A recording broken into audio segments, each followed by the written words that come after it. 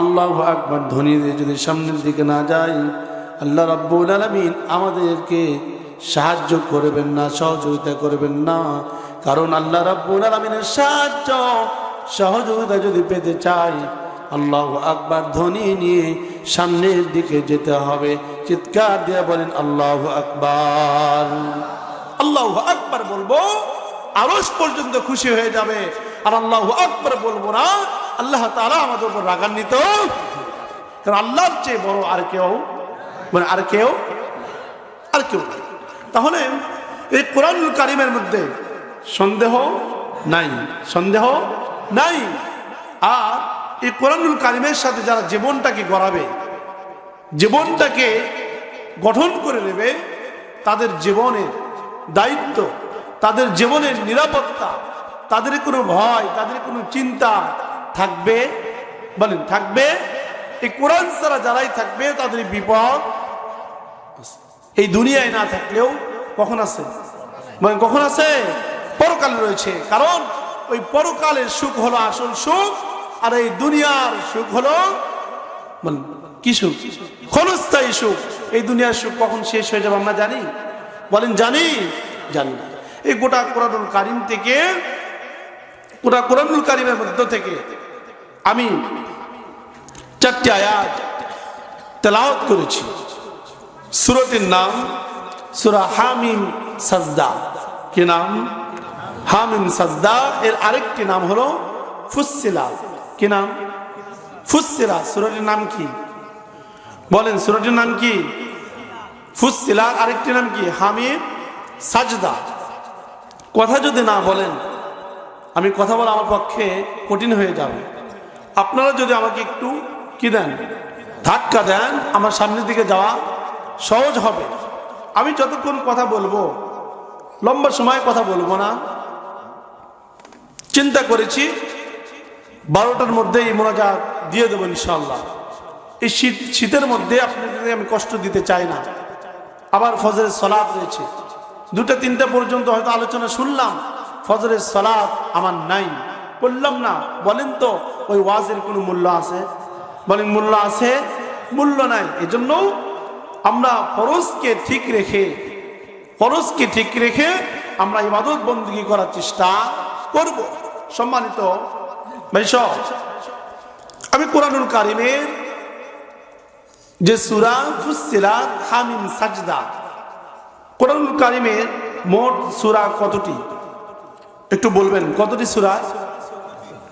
সবাই বললেন না। কতটি সূরা? 114টি সূরা। 114টি সূরার মধ্যে হামিম সাজদা এই সূরার নাম্বার হলো 41। কত? 41 নম্বর সূরা। এই সূরার মধ্যে মোট আয়াত রয়েছে 54টি। কত আয়াত? 54টি আয়াত রয়েছে। এই 54টি আয়াত রয়েছে এই সূরায়। এই সূরার রুকু সংখ্যা রয়েছে 6। কত? 6।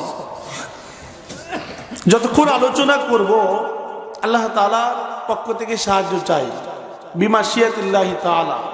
কারণ আমার একটি কথা আমি মুখ দিয়ে এমনিতেই বের করতে পারবো না, কার অর্ডার ছাড়া।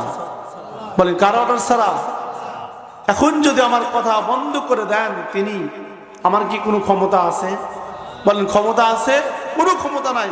শুধু আমার নয়, আপনাদেরও কোনো ক্ষমতা নাই যদি বন্ধ করে দেয় কথা। এই সূরাটি নাজিল হয়েছে মাক্কি জীবনে। রাসূল করিম সাল্লাল্লাহু আলাইহি ওয়াসাল্লাম হিজরত করার পূর্বে এই সূরাটি নাজিল হয়। এজন্য এই সূরাকে বলা হয় কি? মাক্কি।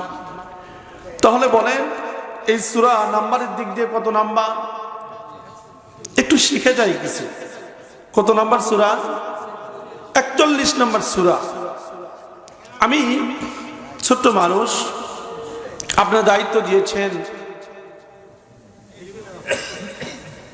এই বারাঞ্জুল কেন্দ্রীয় একটি ঈদগাহ মাঠ, অনেক মুসল্লির আগমন হয় আমি শুনেছি। এই নগণ্য এক মানুষকে কবুল করবে এটা আমি নিজেও অনুধাবন করতে পারি নাই। সব কিছু যিনি কবুল করতে পারেন তিনি কে? আল্লাহ তাআলা,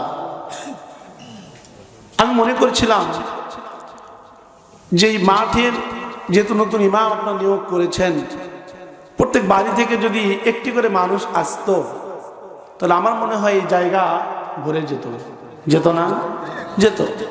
কিন্তু আল্লাহ পাক তাদেরকে আনেন নাই। কারণ আপনার মন, আপনার মগজ, আপনার অন্তর যেই দিকে যাবে আল্লাহ পাক সেই দিকে আপনাকে সহযোগিতা করবেন। কারণ জোর জবরদস্তি করে আপনাকে জান্নাতের পথে আল্লাহ পাক নেবেন না।